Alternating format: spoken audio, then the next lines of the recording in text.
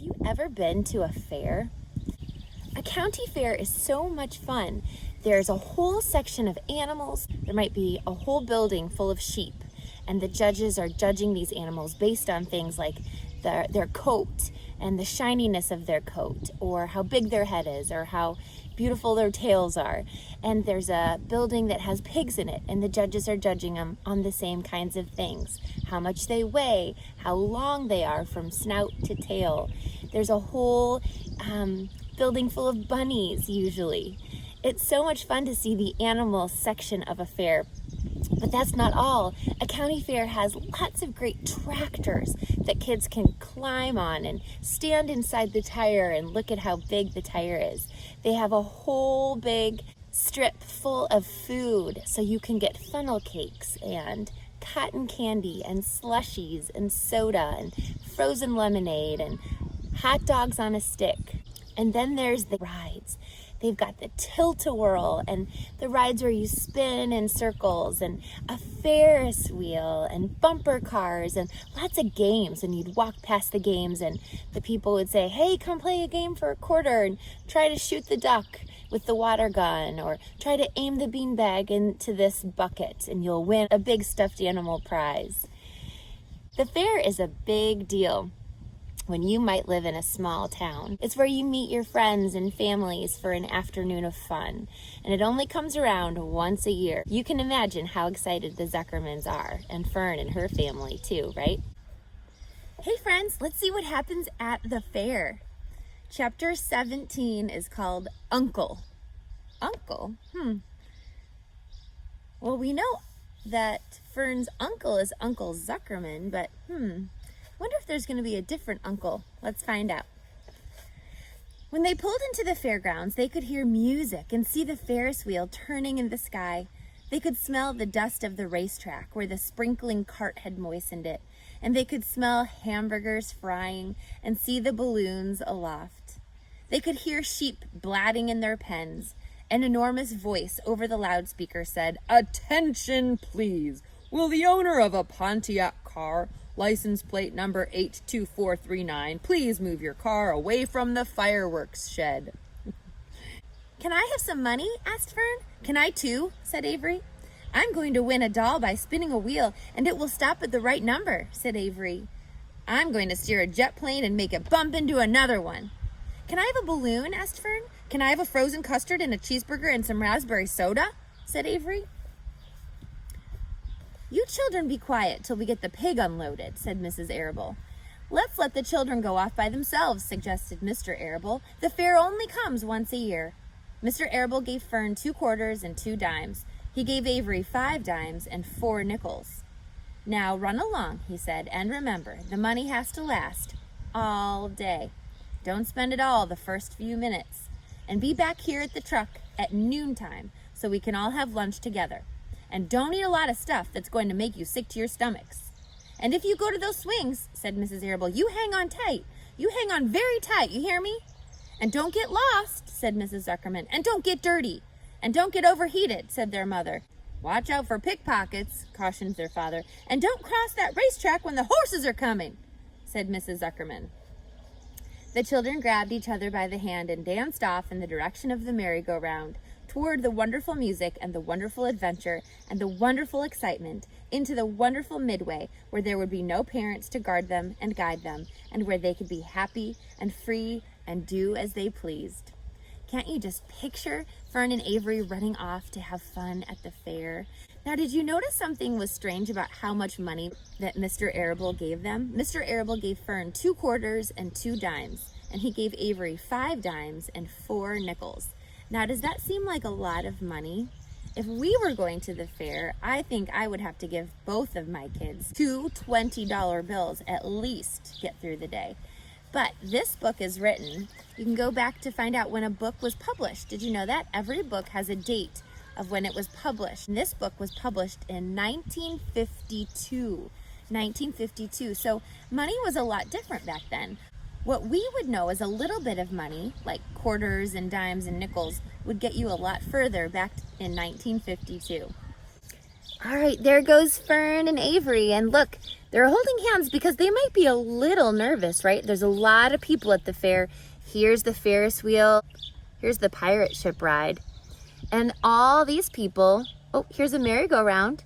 Here's someone selling some ice and blankets, and looks like this kid has won a balloon.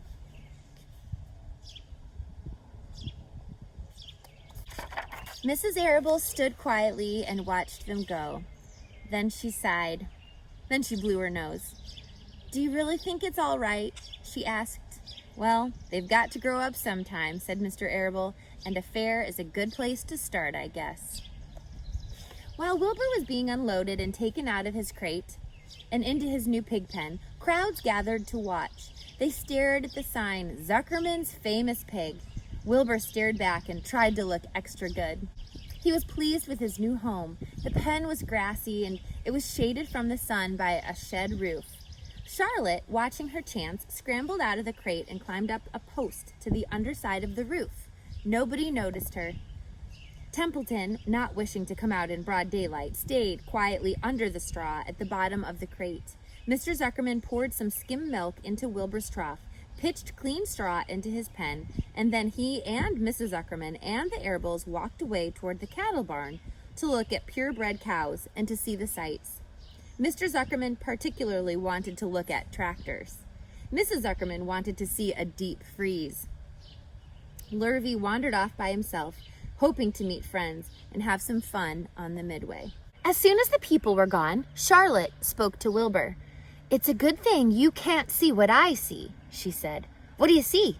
asked Wilbur. "There's a pig in the next pen, and he's enormous. I'm afraid he's much bigger than you are." "Maybe he's older than I am and has had more time to grow," suggested Wilbur. Tears began to come to his eyes. "I'll drop down and have a closer look," Charlotte said. Then she crawled along a beam till she was directly over the next pen. She let herself down on a drag line until she hung in the air just in front of the big pig's snout. "May I have your name?" she asked politely. The pig stared at her. "No name," he said in a big, hearty voice. "Just call me Uncle." "Very well, Uncle," replied Charlotte. "What is the date of your birth? Are you a spring pig?" "Sure, I'm a spring pig," replied Uncle. "What did you think I was? A spring chicken? Ha ha, that's a good one, eh, sister?" "Mildly funny," said Charlotte. "I've heard funnier ones, though. Glad to have met you. Now I must be going." She ascended slowly and returned to Wilbur's pen. "He claims he's a spring pig," reported Charlotte, "and perhaps he is. One thing is certain, he has a most unattractive personality. He's too familiar, too noisy, and he cracks weak jokes. Also, he's not anywhere near as clean as you are, nor as pleasant. I took quite a dislike to him in our brief interview. He's going to be a hard pig to beat, though, Wilbur, on account of his size and weight. But with me helping you, it can be done." "When are you going to spin a web?" asked Wilbur. "This afternoon, late, if I'm not too tired," said Charlotte. "The least thing tires me these days. I don't seem to have the energy I once had. My age, I guess." Wilbur looked at his friend. She looked rather swollen, and she seemed listless. "I'm awfully sorry to hear you're feeling poorly, Charlotte," he said. "Perhaps if you spin a web and catch a couple flies, you'll feel better." "Perhaps," she said wearily, "but I feel like the end of a long day." Clinging upside down to the ceiling, she settled down for a nap, leaving Wilbur very much worried. That doesn't sound like Charlotte, does it? Tired and listless, which means she doesn't want to do much, and she's taking a nap in the middle of the day. All morning, people wandered past Wilbur's pen. Dozens and dozens of strangers stopped to stare at him and admire his silky white coat, his curly tail, his kind and radiant expression. When they would move on to the next pen where the bigger pig lay, Wilbur heard several people make favorable remarks about Uncle's great size.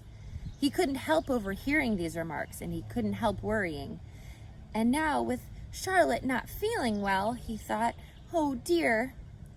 All morning, Templeton slept quietly under the straw. The day grew fiercely hot. At noon, the Zuckermans and the Arables returned to the pig pen. Then a few minutes later, Fern and Avery showed up. Fern had a monkey doll in her arms and was eating a Cracker Jack. Avery had a balloon tied to his ear and was chewing a candied apple. The children were hot and dirty. "Isn't it hot?" said Mrs. Zuckerman. "It's terribly hot," said Mrs. Arable, fanning herself with an advertisement of a deep freeze. One by one, they climbed into the truck and opened lunch boxes. The sun beat down on everything. Nobody seemed hungry. "When are the judges going to decide about Wilbur?" asked Mrs. Zuckerman. "Not till tomorrow," said Mr. Zuckerman. Lurvy appeared, carrying an Indian blanket that he had won. "That's just what we need," said Avery, "a blanket." "Of course it is," replied Lurvy.